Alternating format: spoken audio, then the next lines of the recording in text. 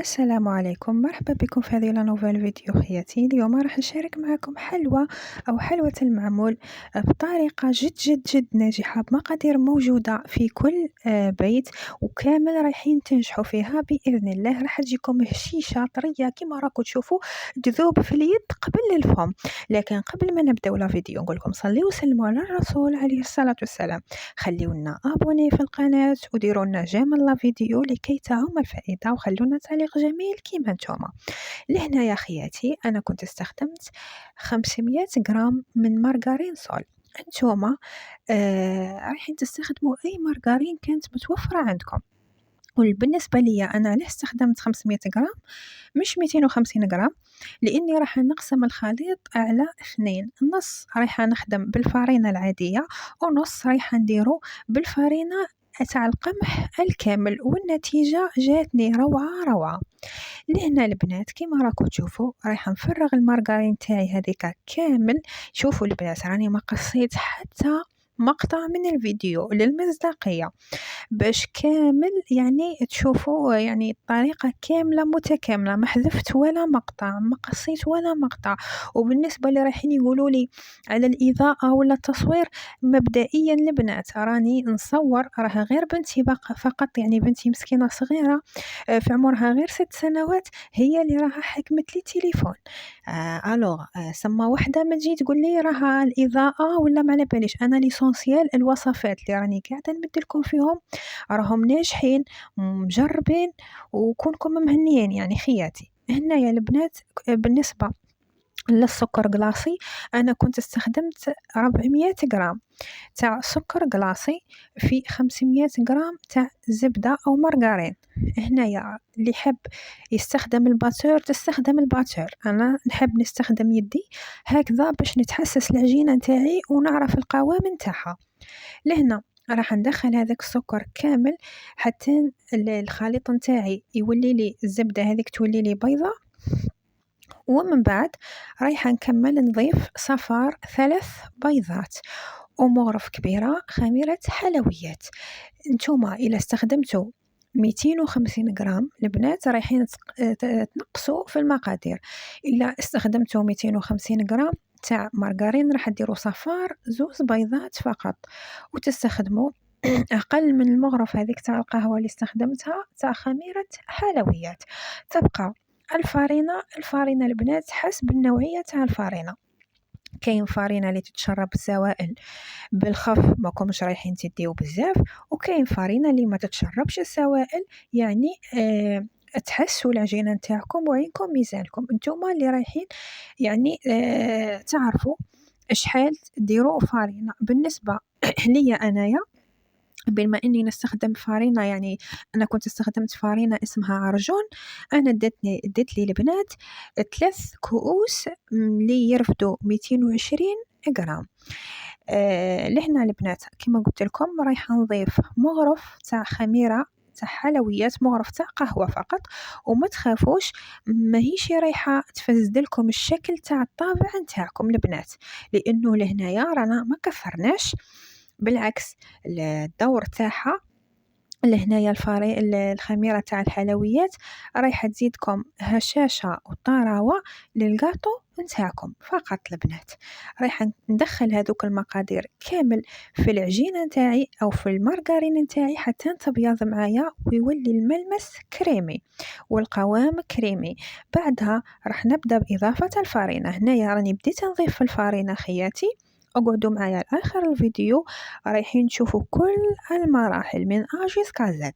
هنا رايحة نضيف الفارينة ونعجن بشوية حتى نتحصل على قوام العجين اللي رايح يكون ماهيش تتلاصق وفي نفس الوقت طرية البنات.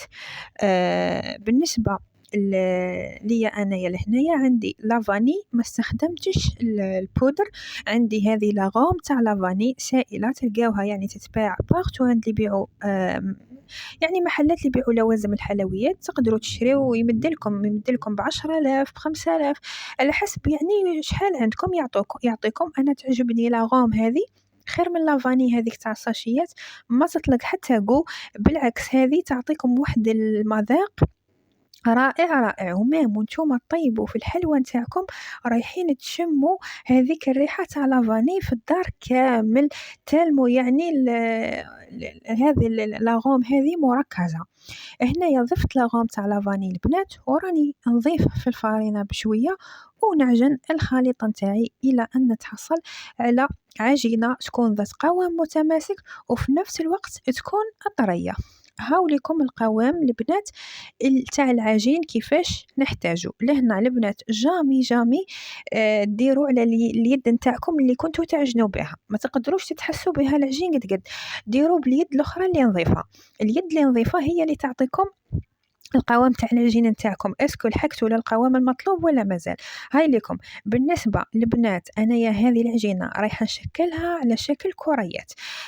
شوفوا باش ما تطيحوش في البياج اللي طحت فيها انا كنت استخدمت المول هذا المول انا حسبته رايح يرفد لي كيما المول الاخر اللي راه يظهر معاكم. كنت ندير حجم الكوريه 25 غرام وحجم الغرس 10 غرام، مي فينالمون ظهر لي هذا المول يرفد 7 غرامات فقط تاع غرس و22 غرام فقط من العجين. عاودت نقصت منهم. راني قلت لكم باش ما تطيحوش في نفس الغلطه اللي طحت فيها.